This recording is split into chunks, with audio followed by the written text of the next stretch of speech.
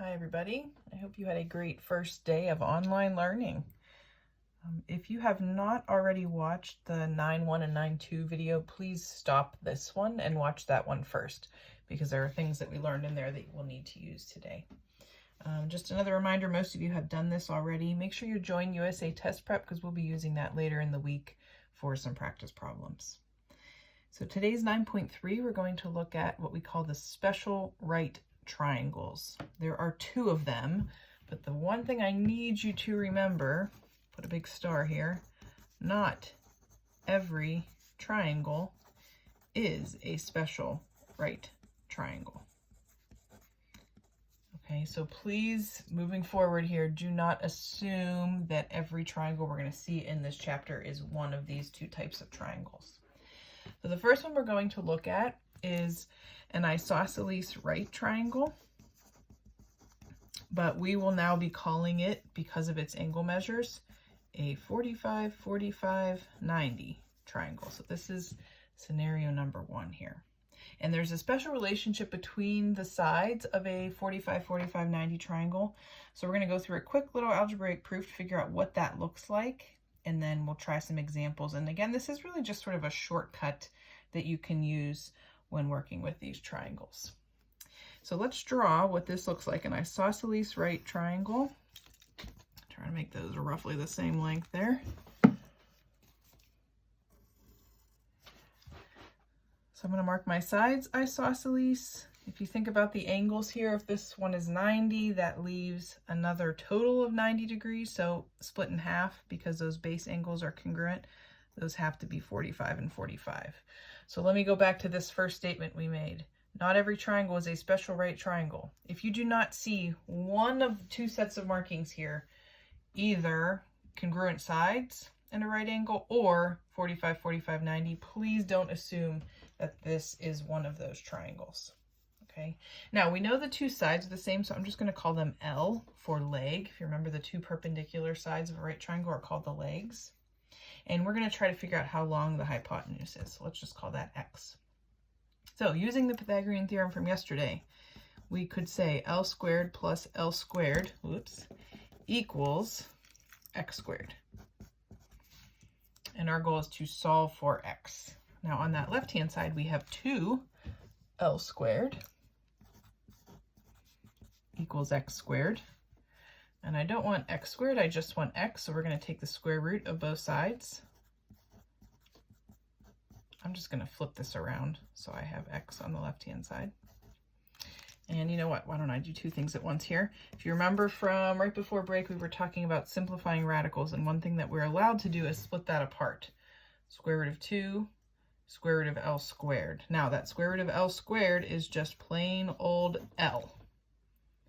Square root of 2 stays the same, and then just so I don't accidentally think this L belongs in the square root, we're going to put this in front. So this is the value of X in every 45, 45, 90 triangle. It is the leg times the square root of 2. So let's draw a nice, clean, big right isosceles right triangle here. I'm going to put, again, my markings in there, my angle measures as well. And we're going to write two versions, and you can sort of decide which of these works best for you. Option 1, call this, I'm going to switch over to X. X and X for the legs, and then that times the square root of 2. So if you know what X is, we can fill in all three sides here. The version I actually like to use is this, where this would sort of be the most basic version of this triangle. Instead of having X and X, let me fill that in real quick there, I'm just going to call these legs 1 and 1, and this would be 1 times the square root of 2, or just plain old square root of 2. I like this one because in my mind it's easy for me to remember. I almost make a little chant out of it. 1, 1, square root of 2. 1, 1, square root of 2. 1, 1, square root of 2. And then all I need to do is just scale that up. So if my legs are 15, this is 15 times bigger. 15, 15, 15 times the square root of 2. Okay, another thing to add here, we're going to put a big box around all of this. From this value that we found up here, we're going to write a little sort of word equation. The hypotenuse equals the leg times the square root of 2. We're going to see an example in a minute where that is helpful. You still see what I'm writing here, I hope. Okay, so put a big box around this.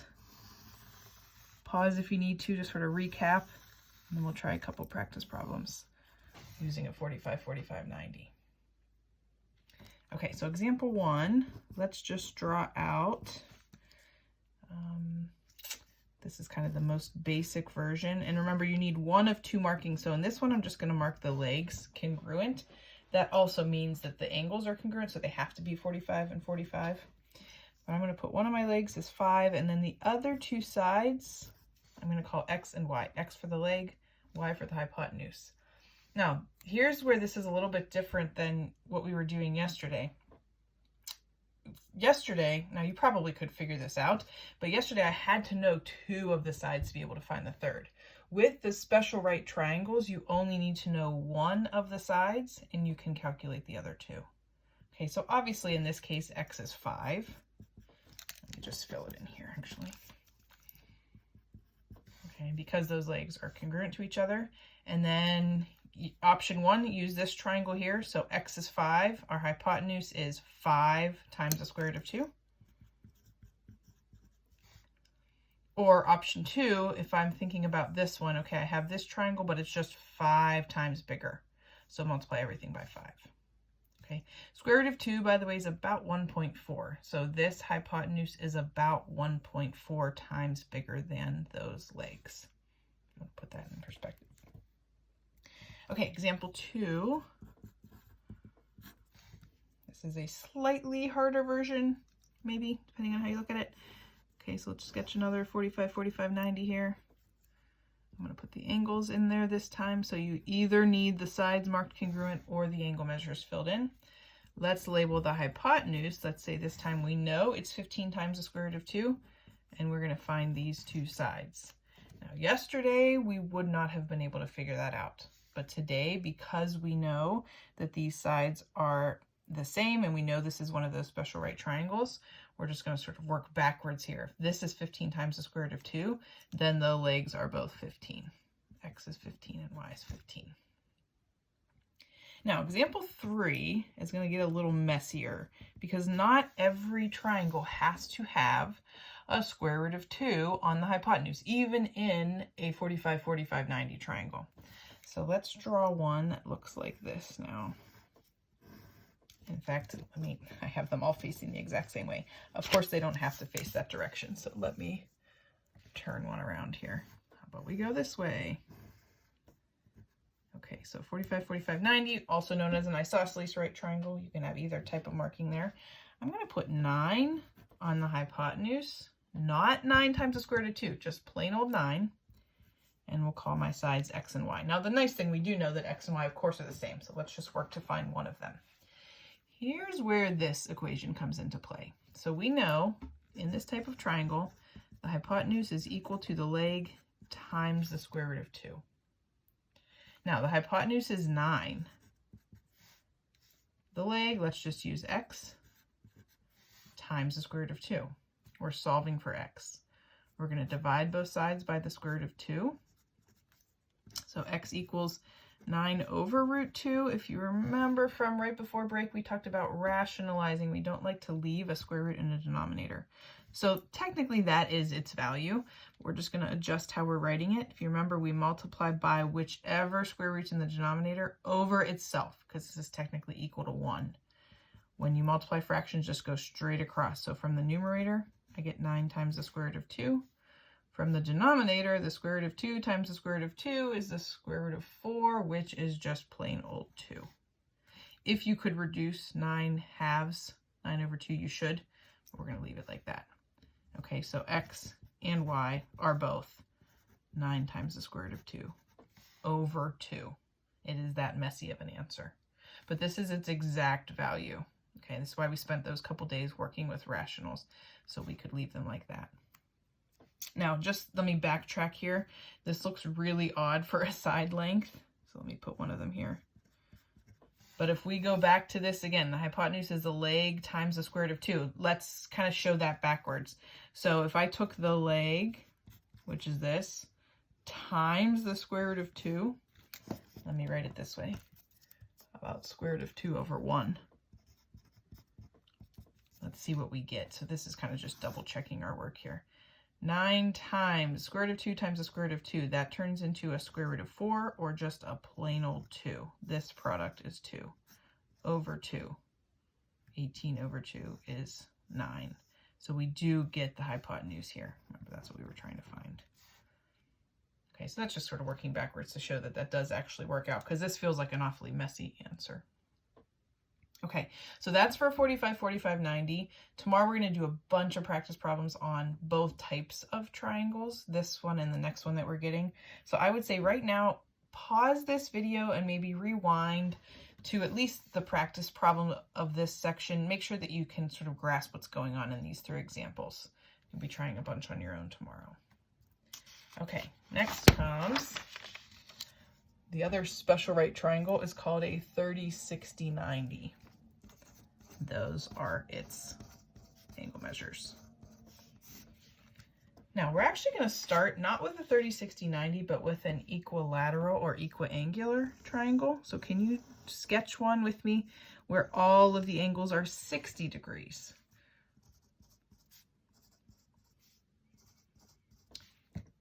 And then what we're going to do is split it in half. We're going to go from vertex straight down perpendicular to the opposite side. That is a couple things. It's an angle bisector, it's an altitude, it's a median. That was in the semester 1, we talked about that. So what we're really going to care about is not the whole thing, but just this piece here. So let's just sketch this half now and see what we've got to work with. So we have a right angle that came from here. This angle is still 60 degrees, but we split this angle in half up here. So now this is a 30, 60, 90. Now these sides, we're going to try to be careful about how we label these. I want to label just this piece A. So just this piece here is A. So this whole thing then is 2A. But remember what kind of triangle that was initially? That's equilateral. So this side is also 2A. So right away, we know how 2 of the sides are related. The hypotenuse is twice as big as the shorter leg. We know that's the shorter leg because it's across from the smallest angle. Okay. Now what we don't know is the length of this longer leg. So let's call that x, and we're going to work to find its length. We're going to work with the Pythagorean theorem again. So we could say x squared plus a squared equals, watch how I'm writing this with parentheses around it, 2a squared. So x squared plus a squared equals, now this does mean square this whole thing. So 2a times 2a would be 4a squared. I squared both pieces of that. If there was a plus sign in there, that's when we'd have to FOIL it. So if that's what you're thinking of, you're on the right track, but that's only with addition or subtraction inside. Okay, we've got some like terms. I've got a bunch of a squared, so I'm going to subtract a squared from both sides. We get x equals 3. Whoops, I lost my squared there. X squared equals 3a squared. That was minus a squared from both sides. And then we don't want x squared, we just want x. I didn't mention this on the last one, but of course we're only taking the positive square root because we can't have a negative side length. So if you were thinking, oh, you're supposed to take plus or minus, you're absolutely right. We're just disregarding the negative one. Now that square root of a squared, if you want to split that apart into 2 separate, you can. We've got a square root of 3 times this just becomes a plain old a outside of the square root. And then we're going to throw that in front so we don't accidentally think that it belongs under the square root. Okay, so look at what this is telling us. X is the longer leg. It is the length of the short leg times the square root of 3. Okay, so we've got a couple different relationships here. First, we said, and we're going to put a big box around this diagram in a second here, but let's write out these little word equations. So the hypotenuse is 2 times as long as the short leg. That was the a and 2a relationship up here. And then the longer leg equals that short leg times the square root of 3. Now, if you notice, both of these little equations we just wrote down use the short leg. That's going to be the one you really want to know. And if you don't have it, you'll find it first. And let's make a little note of that. We're going to say find the short leg first, if you don't already have it. Once you know that one, you can pretty quickly find the other two. Now, kind of the base triangle we're going to work with here. So let's sketch a 30, 60, 90. And again, unless you see the proper marking, so that would be either a right angle and a 30-degree mark, or a 60-degree mark, or both. But unless you see that, please do not assume that this is a special right triangle. Now, just when you're sketching these, they don't have to be perfectly to scale, but you do want to think about putting the smaller angle, this 30-degree mark, across from what looks like your shorter leg. Okay, so we're going to label this two different ways here. First, we're going to call that short leg X. The hypotenuse is twice as long, so it's 2x. And then the long leg is that short leg times the square root of 3. If you like that, that works for you. If you're saying, okay, I could definitely figure out what X is and then just plug it in everywhere else, great, you can use that one. I like this version, kind of the most basic example with actual lengths in there. Instead of x, 2x, and x times the square root of 3, that just feels hard to say and remember. I put 1 for the length of the short leg.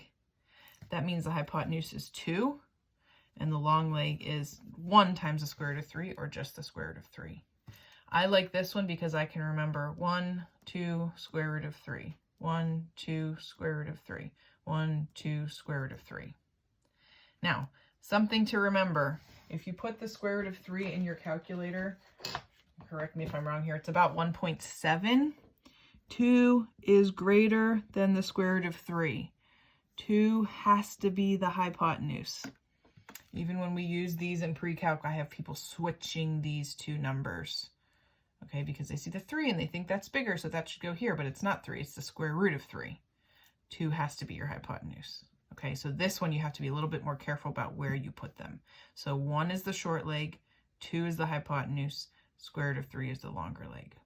Okay, so again, work on trying to, the whole point of this is a nice shortcut, so we want to try to memorize these. So this is 1, 2, square root of 3, 1, 2, square root of 3. The last one was, again, if you like using this, 1, 1, square root of 2, 1, 1, square root of 2. Say that to yourself a couple times until you remember those two. Okay, so for a couple examples here, example 1. We'll go, this is kind of best case scenario, they give us the short leg right away. So let's sketch, I'm going to turn one on its side here.